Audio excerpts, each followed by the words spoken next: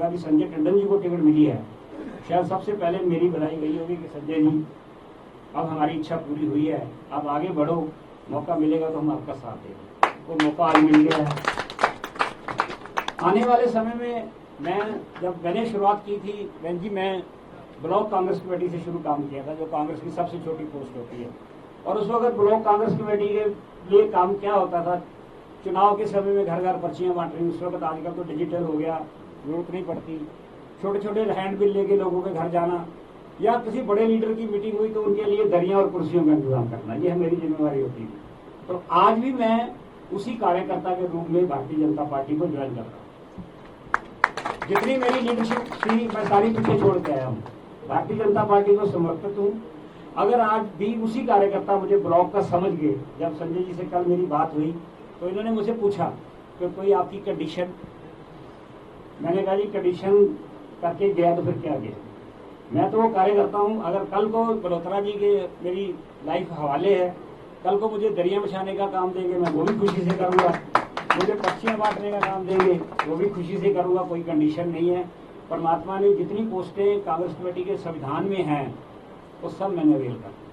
Congress party से सिर्फ मैं ही हूँ शायद जो मेल कैटेगरी में 2 बार मुझे मेयर भी बना दिया। अब ना मैंने इलेक्शन लड़ना है, ना मैंने कोई अध्यक्ष बनना है, ना मैंने महामंत्री बनना है। अब तो जो जिंदगी के बाकी बचे हुए साल हैं वो आपकी पार्टी के लिए नेता जी समर्पित है। और मुझे सबसे ज्यादा थोड़ी आसानी यहाँ होगी कि मेरे से पहले बहन जी, बबला जी और कई साथी, और मुझे एक बात में सैनी जी आ गए, परीक्षित राणा जी आ गए, गिरी जी आ गए, बंटी, ये इतने तो शायद मेरे कांग्रेस में मेरे इतने समर्थक नहीं होंगे जहाँ इतने ज्यादा ही तो हाँ अजय सारे आ गए। लेकिन मैं एक और भी बात बता दूँ, जितने मधुर संबंध मेरे भारतीय जनता पार्टी के काउंसलरों के साथ हैं वो शायद किसी और लीडर के नहीं हो। समय समय पर ये सारे पार्षद, सौरभ हैं यहाँ, सौरभ जोशी जी, मैं आपको एक घटना सुनाई देता हूँ। 2013 में मैं मेयर था तो हम कुछ काउंसलर अहमदाबाद में गए थे, गुजरात वाइब्रेंट। उस वक्त मोदी जी को कैंडिडेट अनाउंस कर दिया गया था प्रधानमंत्री पद का, वो उनका लास्ट वहाँ एज ए चीफ मिनिस्टर थे। जब ये सारे गए, मैं कांग्रेस से अकेला था, ये 5-6 बीजेपी के काउंसलर थे मेरे साथ। तो जब मैं स्टेज पे गया तो मोदी जी जब मेरे सामने निकले तो कहते चावला साहब क्या हाल चाल है आपके। मैं भी हैरान था, मुझे भी उम्मीद नहीं थी कि वो इतना जानते हैं, क्योंकि जब चंडीगढ़ के प्रभारी थे यहाँ, उस वक्त उनसे मेरी कभी कभी मुलाकात, तो हमारे कॉमन मित्र थे, वो दुनिया में नहीं है अब, महावीर जी, उनके घर पंचकूला में महावीर जी के घर 1-2 बार मेरी मोदी जी से मुलाकात हुई थी। अब मैं उनका कायल हो गया उस याददाश्त से। तो जब हम अंदर मिलने गए, उन्होंने बाद में जब वो सेशन खत्म हो गया तो उन्होंने कहा कि जो जो मेयर आए हैं वो मुझे इस कमरे में मिल सकते हैं। तो जब अंदर मिलने गए तो फिर सारे पार्षदों को भी ले गया, बीजेपी वालों को, तो एक एक करके उनको मिल रहे थे। मैं आपको बता दूं उनकी याददाश्त देखिए, उन्होंने 2-3 आदमियों को रिकॉग्नाइज किया। एक तो देशराज गुप्ता जी हमारे साथ थे, तो उन्होंने पूछा देशराज जी क्या हाल है चंडीगढ़ का। दूसरा उन्होंने सौरभ जोशी जी जब कहा कि जी मैं जयराम जोशी जी का बेटा हूँ, तब उन्होंने कहा कि जी नहीं, हमारे बड़े पुराने मित्र थे, वो सारा करके। तो मैं उस दिन से भी थोड़ा मेरे मन में था कि कोई और मौका आप संजय टंडन जी देंगे तो मोदी जी से एक बार पूछूंगा फिर क्या चावला साहब याद हैं या नहीं है। लेकिन मैं उस दिन से एक दिन हाउस में भी बात करते करते मेरे मुंह से निकल गया, यार क्यों रोज मोदी जी को क्रिटिसाइज करते हो, मैं तो उनका फैन हूँ, निकल गया। तो हाउस की बहस होती थी बड़ी गर्मा गर्म कई बार। तो ये सारे जिंदगी के किस्से हैं, बैठेंगे तो करेंगे। लेकिन आज जो मुझे मौका दिया है बलोत्रा जी ने, संजय जी ने, और मेरे लिए बड़ी खुशी की बात है कि आज मैं एक पार्टी की बहुत ही बढ़िया सौम्य और वरिष्ठ नेता श्रीमती सरोज पांडे जी की प्रेजेंस में ज्वाइन कर रहा हूँ। कल मुझे एक छोटी सी खुशी और हुई, हमारे एक साथी इनसे मिलने गए थे कल होटल में। तो जब उन्होंने बताया कि मेरे बारे में चावला जी चाहते हैं कि पार्टी में आ जाएं, तो उन्होंने जब मेरा प्रोफाइल बताया तो उन्होंने कहा कि चावला जी अगर आ रहे हैं तो फिर हमें कोई बड़ा फंक्शन करना चाहिए उनके लिए, तो थोड़ी देर रुक जाएं। तो मैंने संजय जी से कहा, संजय जी ये बड़ा फंक्शन एक दिन का होता है, मान लो एक दिन हम किसी बड़े में ज्वाइन कर लेंगे, काम तो फिर आप ही से पढ़ने हैं काम तो आपसे लेने हैं। या तो फिर मल्होत्रा जी को पकड़ेंगे या तो कभी कभी शिकायत करने इनकी दोनों भी जाएंगे, तो फिर सरोज पांडे जी के पास चले जाए कि आप बैठे थे उस दिन, आपने कहा था।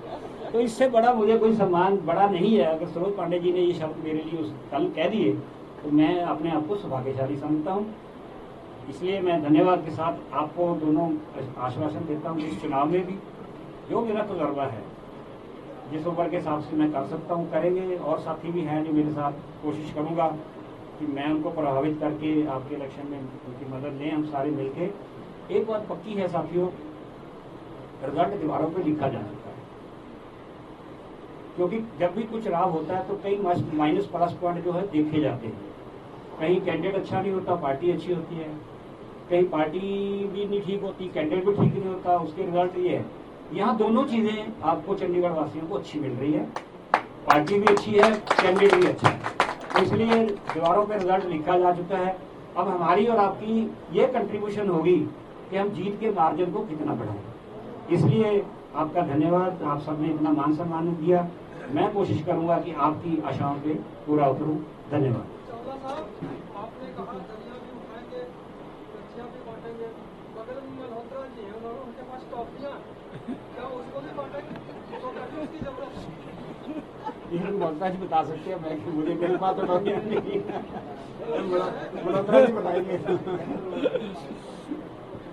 कुछ बातें लाइटर वे में होती है, उसको बहुत ज्यादा सीरियस नहीं लेना चाहिए। नहीं, मैंने बहुत ज्यादा नहीं लेना चाहिए। कोई और पूछना चाहे तो दोस्त वेलकम। घटना हो रही है ये, देखिए ये सवाल राष्ट्रीय स्तर पर और स्थानीय स्तर पर बहुत बार पूछे जा चुके हैं, और कई बार पार्टियों का अपना नजरिया होता है, सोचने का तरीका होता है। मेरे से मतलब ये, मेरा कहना मतलब है कि लोकतंत्र के अंदर विपक्ष का होना बहुत जरूरी है, और मुझे आशा है कि आने वाले समय में कांग्रेस विपक्ष की भूमिका अच्छी तरह निभाएगी। चावला साहब, मेरा भी क्वेश्चन है क्या जिस तरह से क्योंकि लोकतंत्र में जनता तय करती है और पत्रकार उसका आकलन करते हैं। ये तो मैंने आप पे छोड़ रखा है कि आप ही बताएं कि क्या होने वाला है, और मैंने तो साफ कह दिया कि रिजल्ट तो दीवारों पे लिखा जा चुका है, और अहंकार तो किसी का भी नहीं चला। ये तो हमारी मेथोलॉजी भी कहती है और हमारे संस्कार भी कहते हैं कि अहंकार तो कभी चला ही नहीं था। चंडीगढ़ में देखते हैं इस वक्त कांग्रेस पार्टी जो अध्यक्ष है, जो कैंडिडेट है, वो इस वक्त अहंकार में। देखिए मैं आज ना माफी चाहता हूँ, समय नहीं है किसी के ऊपर निजी टिप्पणी करना। मैं ये जानना चाहता हूँ कि जैसे कि कांग्रेस कहती है कि संविधान के लिए खतरा है, आप इसको क्या देखते हैं, क्योंकि आप कई पदों पर रहे हैं?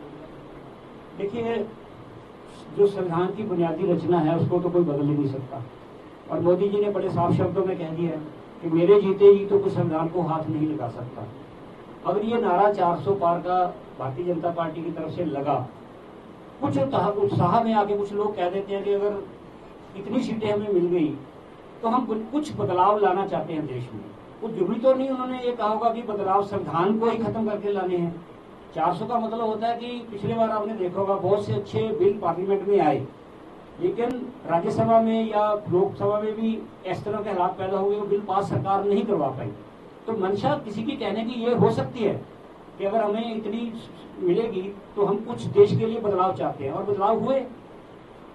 अब आपने देखा होगा कि अगर पार्टी के पास पूर्ण बहुमत ना होता तो 370 हट जाती। ये चीजें इसीलिए हटी है ना कि एक स्टेबल गवर्नमेंट देश में होना, ये तो सबकी जरूरत है ना। और मोदी जी ने जो स्टेबल गवर्नमेंट दी है 10 साल, उससे जहां विदेशों में आज धाक है हिंदुस्तान की, वो धाक पहले नहीं देखी गई। उसी कोई समय था जब हम इंदिरा जी के मुरीद थे, उनके समय में भी लगता था कि क्या है, लेकिन आज तो सारी चीज की कमाल हो गई। तो ये सारी चीजें इसीलिए सब ज्यादा सीटें का बात उठाई जाती है कि हम कुछ जनता की भलाई के लिए कुछ सवाल उठा सकते हैं।